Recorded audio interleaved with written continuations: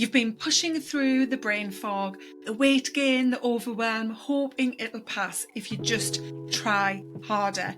But deep down, you know you've lost grip on your energy, your health, maybe even the version of life you thought you'd be living by now. And unless something forces you to stop, you'll keep putting yourself last, waiting for the crash to wake you up. This episode is a wake-up call before the crisis, a celebration of everything we've learned across 3 years and 155 episodes. So you can stop firefighting, start protecting your biggest asset, your health, and finally build a life that feels like yours again.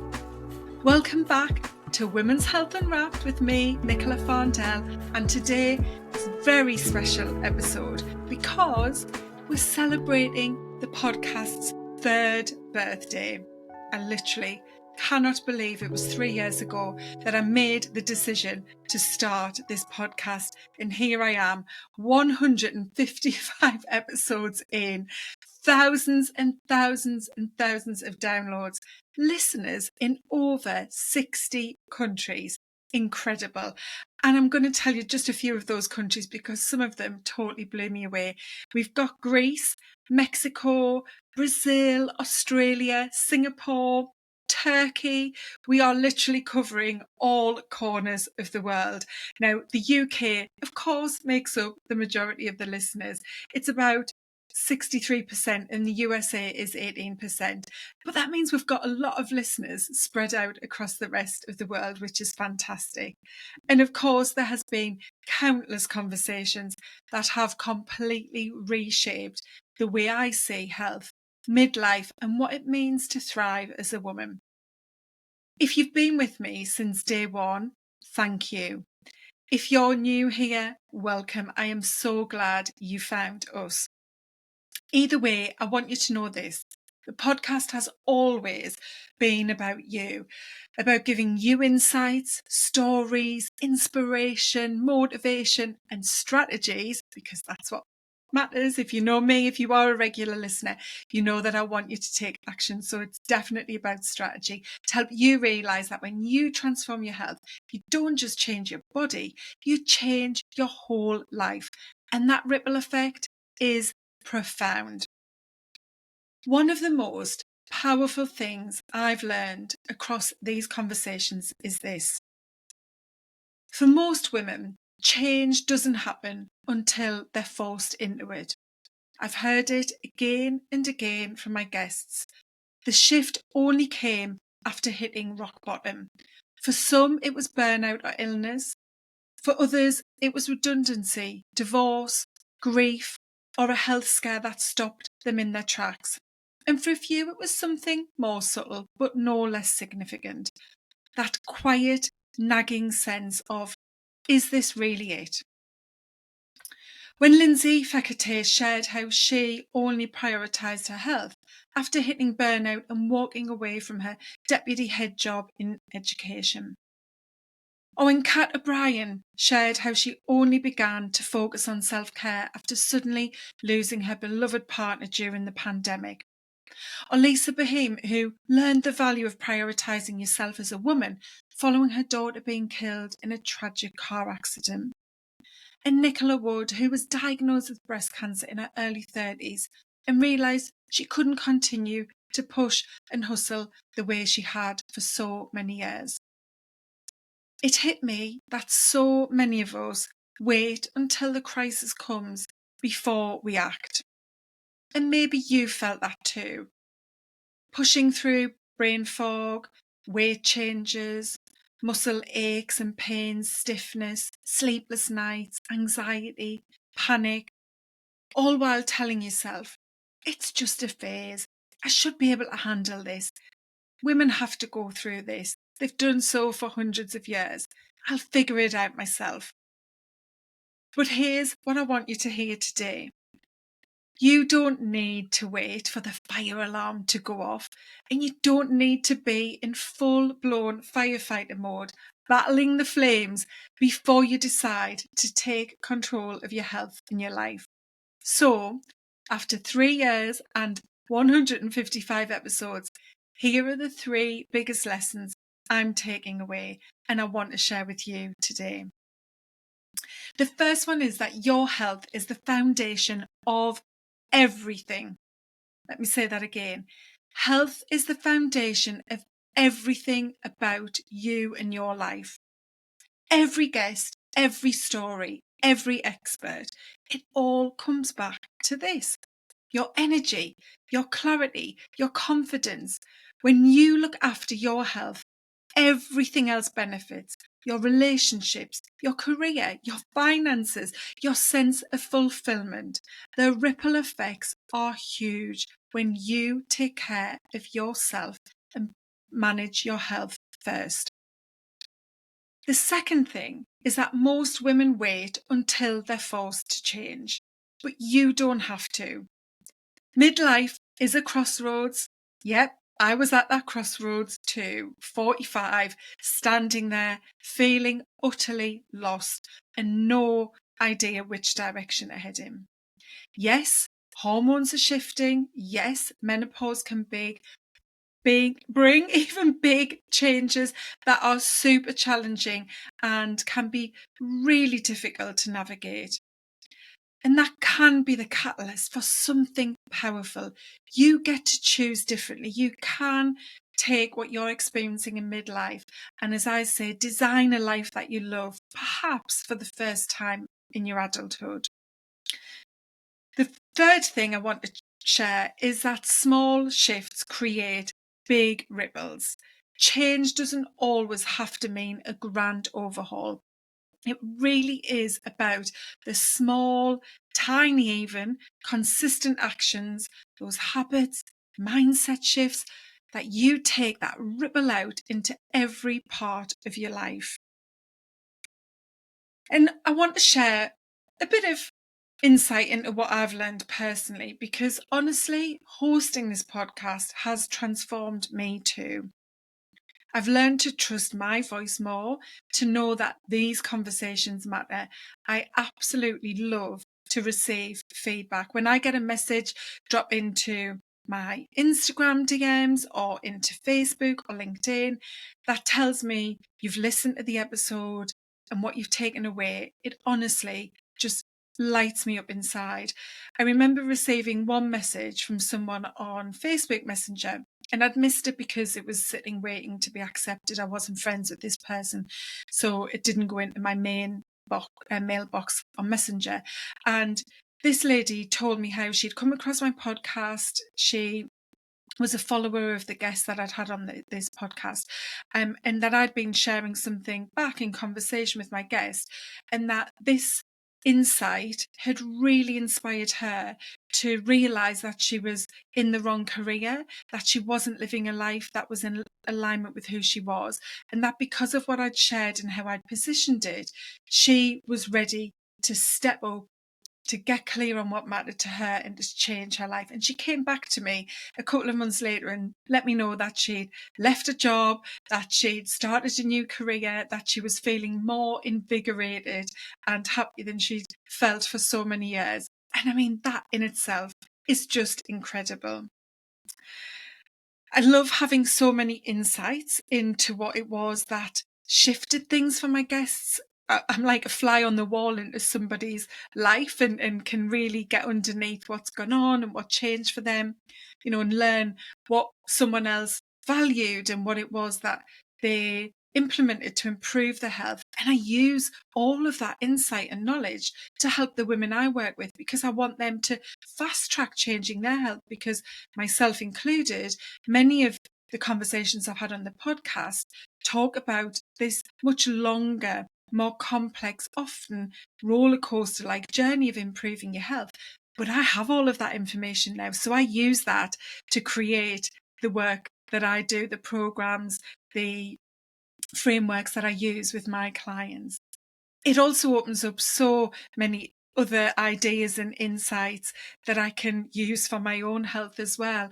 I'm getting these, like I say, behind the scenes, real life insights into the small, daily, consistent actions that make the biggest difference for the people that I speak to.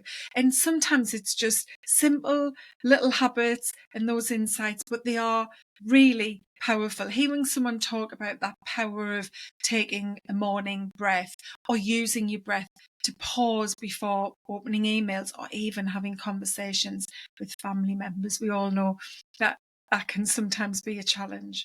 Or maybe it's the end of day reflection that brings with it a practice of gratitude. Or it's more about that personal reflection and recognition that taking that time to check in with yourself at the end of the day brings. Or maybe it's the power of cold water on a morning, which was definitely something I tried and dabbled with and not built a habit around. And after chatting with one of my podcast guests, decided that I was really clear on why I wanted to build this habit and have been doing so pretty much every morning. I'm not going to say 100% of the time. And in my own story, if you are a regular listener, you'll have heard me talk about this in different ways and share what happened to me as I approached midlife after losing my mum quite suddenly in 2019 and then being made redundant in 2021 from my 20 years at Nike. I hit my rock bottom. I felt utterly lost.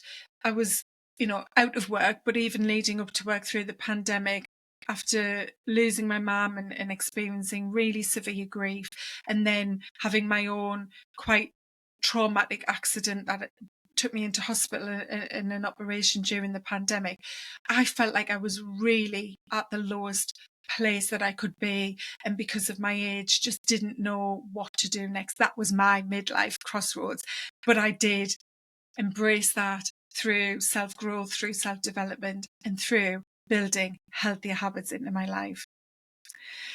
So what's next? Well, we've got a lot to build on.